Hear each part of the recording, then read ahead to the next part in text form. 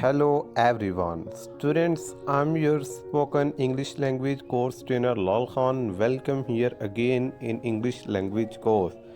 Students, आज हम शादी के मुतालिक कुछ अहम अल्फाज पढ़ेंगे जो हम शादी पे बार बार यूज़ करते हैं और हम देखेंगे कि हम कैसे शादी पे एक दूसरे के साथ इंग्लिश में बातचीत कर सकते हैं। तो let's pick up the pace. Look at here is a new word for you. शादी की पहली रात, इसकी इंग्लिश होती है नुपिचल। नुफिशल, आप नुपिचल भी पढ़ सकते हैं और नुफिशल भी पढ़ सकते हैं। रस्म और रवाज की इंग्लिश होती है रिचुअल्स। रिचुअल्स।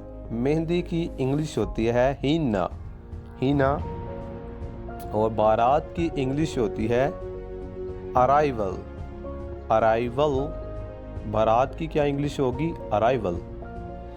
इसी तरह आप देख सकते हैं रिश्ते की इंग्लिश होती है प्रपोजल। मैं अगर कहूँ कि मेरे लिए शादी का एक रिश्ता आया है, there is a marriage proposal for me. तलाक की इंग्लिश होती है डाइवोर्स। डाइवोर्स। और जहेज की इंग्लिश होती है डोरी। डोरी। डोली की इंग्लिश होती है पैलनक्विन। पैलनक्विन। और शादी की इंग्लिश होगी वेडिंग। वेडिंग। और सहरा जो होता है उसकी इंग्लिश होती है हेड ड्रेस। Head dress. और महर की इंग्लिश होगी, जो हक महर होता है उसकी इंग्लिश महर ही होगी। शादी की इंग्लिश आप वेडलॉक भी कह सकते हैं। वेडलॉक। जो अंग्रेज़ हैं वो ज़्यादा यूज़ करते हैं वेडिंग या वेडलॉक। इसी तरह आप देख सकते हैं लड़के की मंगेतर। मगर मंगेतर है तो उसकी इंग्लिश होगी फियांसी। फियांसी अगर लड़के की मंगेतर है तो। अगर लड़की की मंगेतर है तो उसकी इंग्लिश होगी फियांस। फियांस। बेवा की इंग्लिश होती है विडो। विडो। और रंडवा, उसकी इंग्लिश होगी विडवर। विडवर। आप देख सकते हैं स्टूडेंट्स, दुल्हे का दोस्त।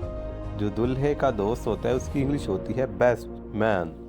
Best man. दुल्हन की इंग्लिश होगी ब्राइड। ब्राइड। और दुल्हे की इंग्लिश होती है ग्रूम। ग्रूम। दुल्हे की इंग्लिश क्या होती है? ग्रूम। दुल्हन की दोस्त। दुल्हन की दोस्त की इंग्लिश होगी ब्राइड मेड। Bride made. दुल्हे का जो दोस्त होता है उसकी इंग्लिश होती है बेस्ट मैन। दुल्हन की इंग्लिश होती है ब्राइड और दुल्हे की इंग्लिश होगी ग्रूम। तो स्टूडेंट्स, अब आप बेफिक्र हो के शादी पे एक दूसरे के साथ इंग्लिश में बात करें।